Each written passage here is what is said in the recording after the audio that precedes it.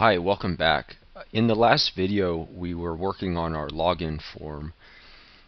We were checking the username against a username and a password against a password, and if that was true, we just echoed welcome back, whoever. But the person who's logging in isn't actually logged in right now. We just kind of were showing some basic scripting to how to check usernames and passwords. In this video, we're going to go ahead and learn how to actually log someone in. So let's log into our little test here again. John Smith 1 2 3 4 5.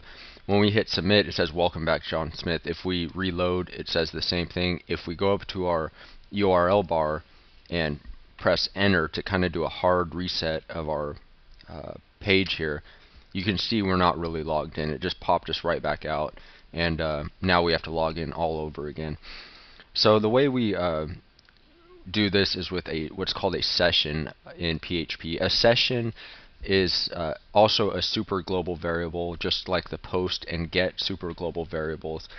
But the session is a little bit more advanced than that, and I'm going to go ahead and use a session right now. The first thing to know about sessions is you need the session start built-in function, which looks like this. You need this on the very first line of any page you want a session to be present on. So if you log into a site and then you click a link that goes to your profile, both of those pages will need this on them, the session start built-in function there, and it must be on the very first line once you open your PHP script. You can't have any HTML before this or any PHP before this. It's just going to cause problems for you. So once we have session start, we can go ahead and let's go down to where our user, let's go down to the scenario if our username is correct compared to our database name, and our password is correct compared to our database name. Let's go ahead and add some code in here. We're going to go ahead and make a super global variable, actually access a super global variable session like this, very similar to the post and get. But inside our session brackets here, we're actually going to create an index, and we can use any word we like in here. It's very similar to creating variables and functions. Just kind of make something up. For this one, let's go username. Let's do something a little different, just to differentiate it from the rest of our code here. Let's go current user. Okay. And so if all of these conditions are true, let's create a session variable called current user, and we're going to set this variable to username. And if you remember, this variable username is whatever the user typed in the form to log in. So we're going to set session current user to username.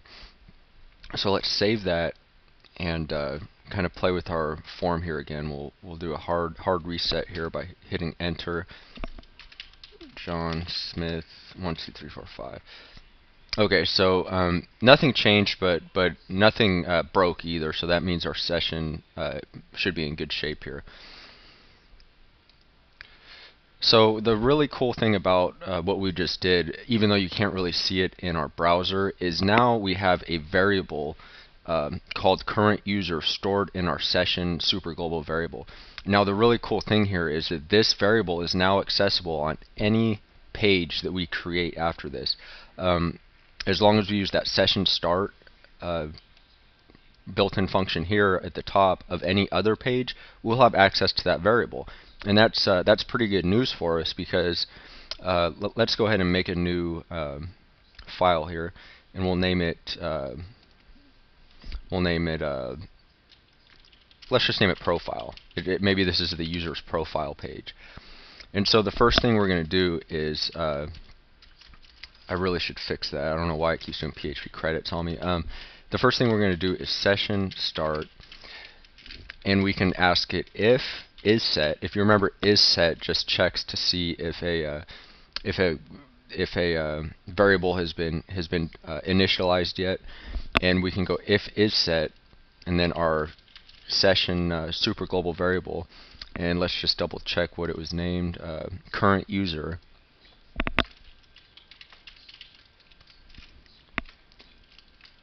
And hopefully the parentheses aren't confusing you. That's pretty much the same as this. We're having one built-in function here, and then our if statement parentheses are here, highlighted in red right now. And so that's all that means with the two parentheses there. I know that might look a little counterintuitive. So, and if this is set, then the person is logged in, and so from here we can go welcome, and we could even echo welcome. We'll concatenate our session, whatever values in that variable, current user, and let's add this is your profile. Okay, and if that's not set, if this if statement is false, because the way this would be false is if someone did not log in yet, we can echo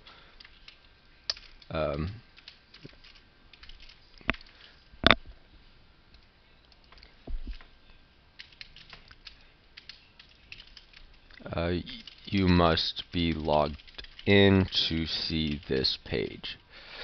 Okay, and just to recap, I did not need to use the curly braces here because we only had one statement after our else statement there. If I would have added another statement here, also echo something else, then we would need our curly braces around our else statement. So anyways, let's save that. Let's go to our test page, and we'll insert a link here just in our HTML. We'll go aref equals profile.php. Click here for your profile. Okay, so let's save this.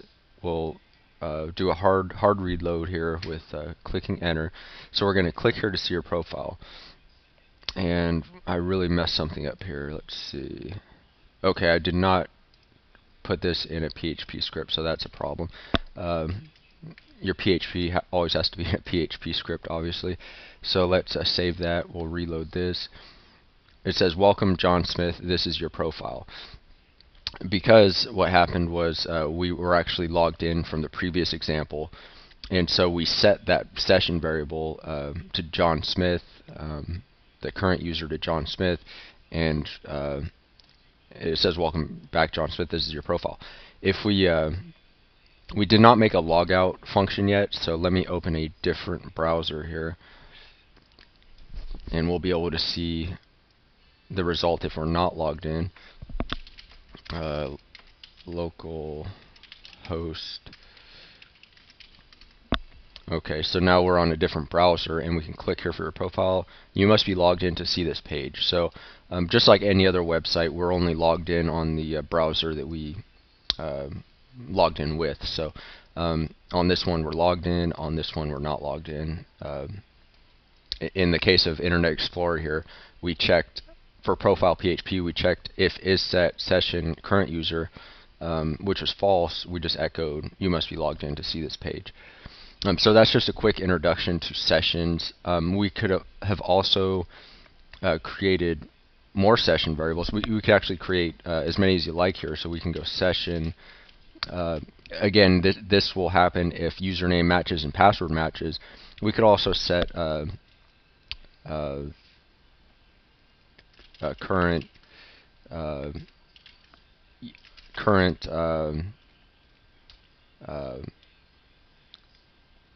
access level or something like that.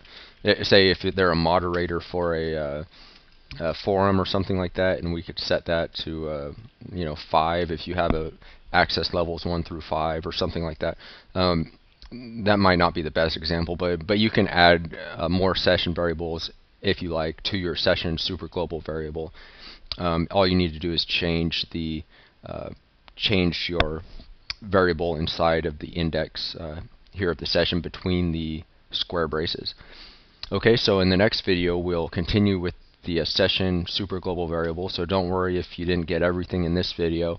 I just wanted to show you the main things to take away from this is every page that you want to use a session on, you need to use the session start as your very first PHP function before any HTML, before any PHP.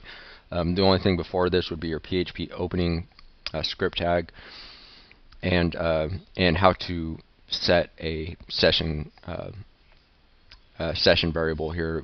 We're just assigning it a value, and once we assign it this value, it's accessible to us anywhere in our whole website pretty much until we log that person out, or we'll get into that more later on, but until that person logs out, they're pretty much going to have access to anything we want them to have access to.